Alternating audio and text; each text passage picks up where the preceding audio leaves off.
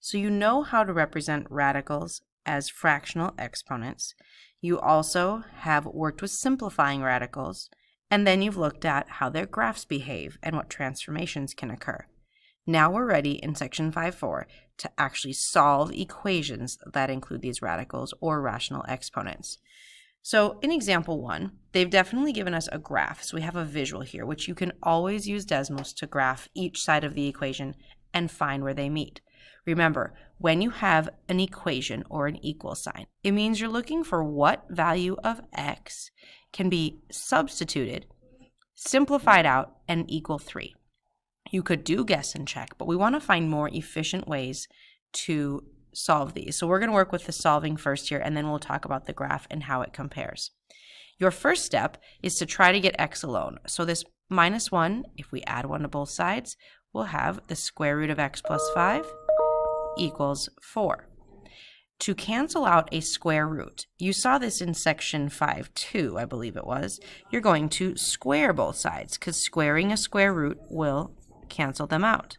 But if we square one side, we have to square the other side, so we'd get 16.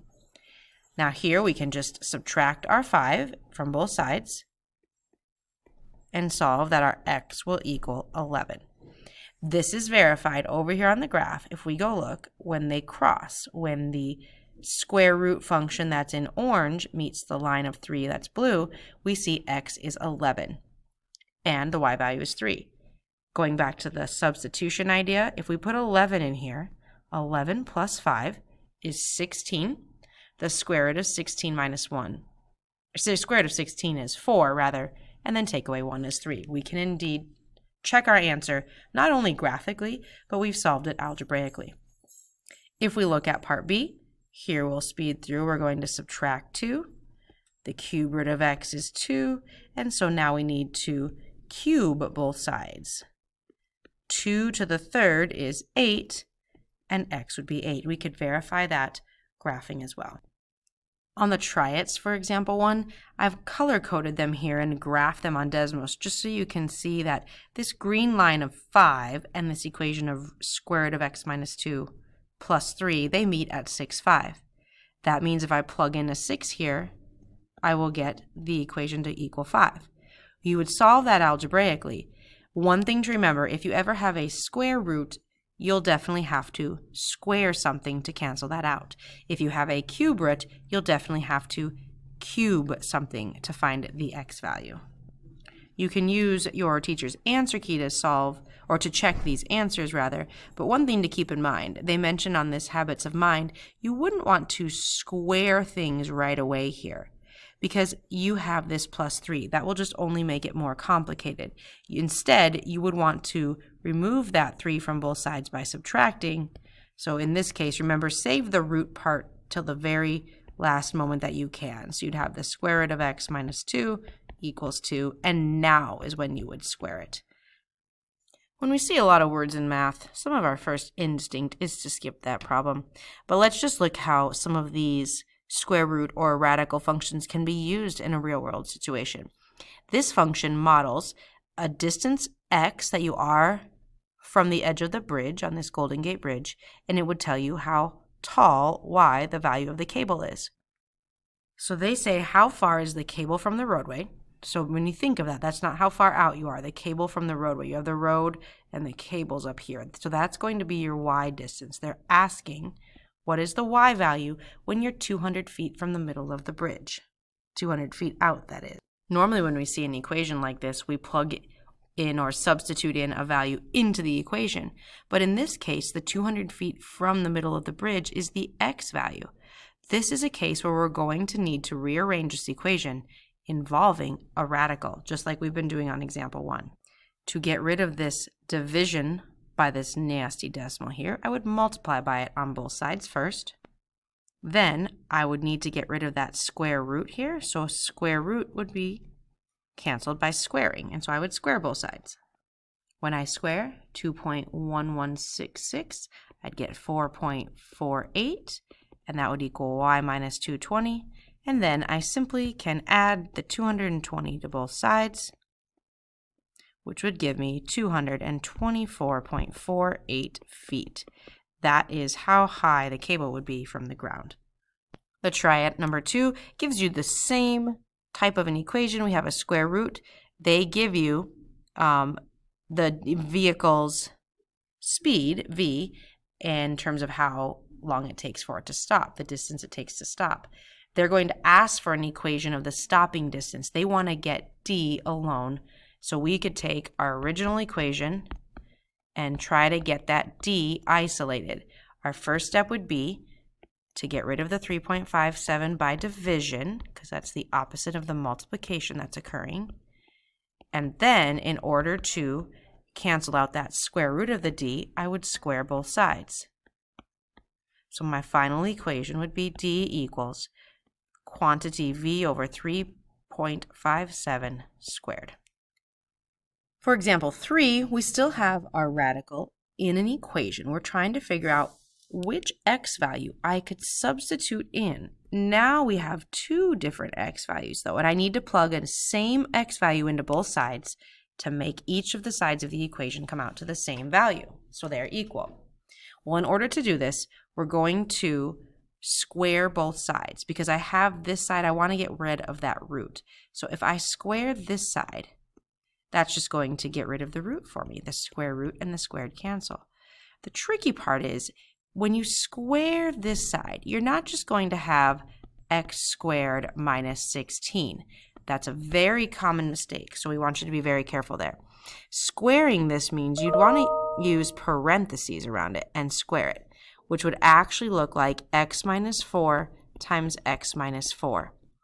Now when we multiply those out, I would have x times x, and I'd have minus 4x and minus 4x, which should be minus 8x, and negative 4 times negative 4 is positive 16.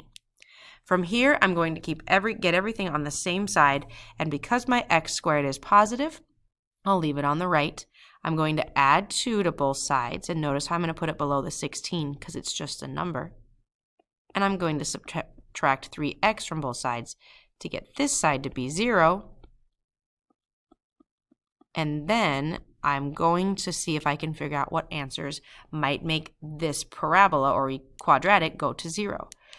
But you can imagine one of our favorite things ever, factoring, will be super helpful. If I could put up my 2 parentheses and say x times x will be x squared, I know that negative 9 times negative 2 makes a positive 18, and a negative 9x minus 2x makes negative 11x. That means my answer, what would make this parenthesis go to 0? 9. There's one of them. They gave us the answers. How nice. And the other one here would be 2, because 2 minus 2 is 0. So fun packet edit here. We do know 2 minus 2 is 0. This should be a 2 right there. So change your packet there. But if you recall, working in topic 4, there were things called extraneous solutions. And this vocab over here, it's an answer you get, but you definitely want to double check it to make sure it really would work in the original equation.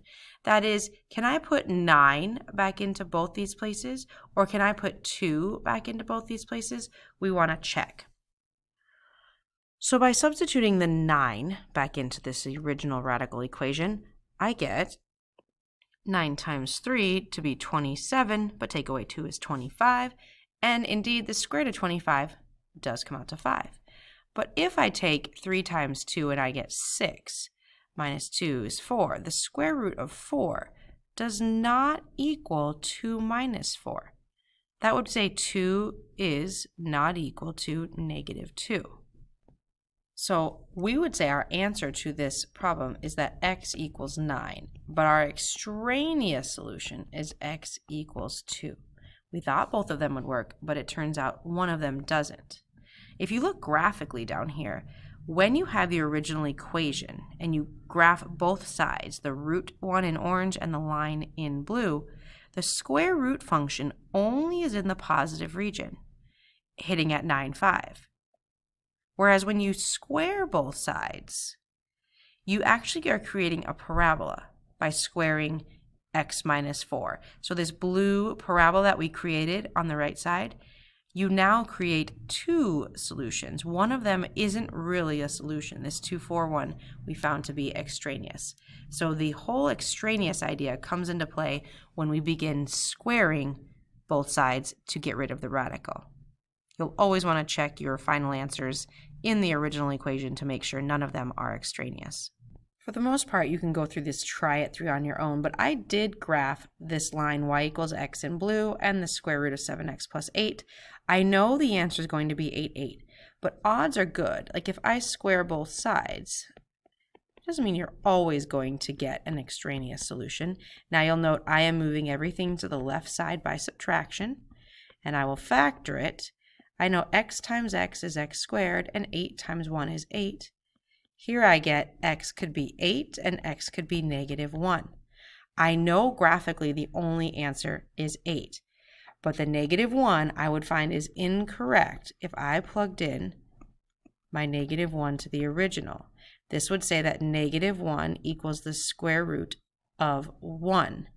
Well, the square root of 1 we would refer to as a positive 1, and 1 does not equal -1. So my extraneous solution, this is extraneous, we could label it, where 8 is my only solution.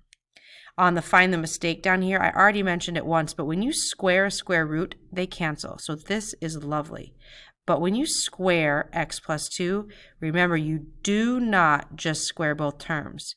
You must write it out as x plus 2 times x plus 2, or at least think of it that way. This is good. This is not good. Now we're not just dealing with a square root or a cube root. We're dealing with a power and a root. Remember, the power over the root, we know how to write these as radicals, but it doesn't make sense for us to turn them back into radicals. We're going to work with them as fractional exponents. The trick is we have to think of how we're going to get this parenthesis business canceled with the 5 halves. It might be helpful to think, remember when we had a cube root, you would cube it to cancel it? That's because you had a power over the same root. You want to get a total power of 1. The only way to get 5 halves to become a 1 is to multiply by 2/5. But what I do to one side, I have to do to the other. Now when I say multiply by 2/5, that does give me 10/10, which is 1. So I'll just have x squared plus 5x plus 5. But keep in mind, this is really a power to a power. So you're really taking this whole business to another power of 2/5. Now the good news is 1 squared and the 5th root of 1 is 1. So this one's not going to be too tricky. But we're going to work to get everything to the left-hand side by subtracting 1. Now it's time to factor again. If we didn't say it enough in topic 4 how factoring was important, you'll know it now. Because I've factored this, you might want to check that you see how it makes this original quadratic equation, and I found my solutions to be -1 for this one and -4 for this one. We need to go back in, and I'd suggest even Desmos or a calculator. Plug these in or substitute in your -4 in for all your x's and see if your equation really comes out to a +1. Same thing for -1. I bet if you do that, you will find that your extraneous solution doesn't exist in this one. These are actually both good to go. But there are times, if you plug in a value, you may get an extraneous solution. I think we'll find one here on part B.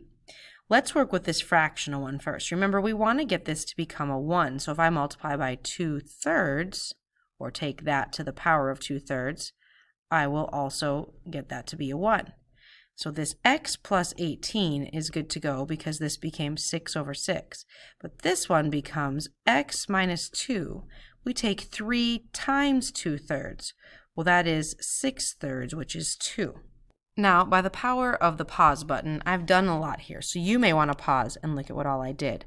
But first, I had the x minus 2 squared, so I made sure to multiply x minus 2 times x minus 2.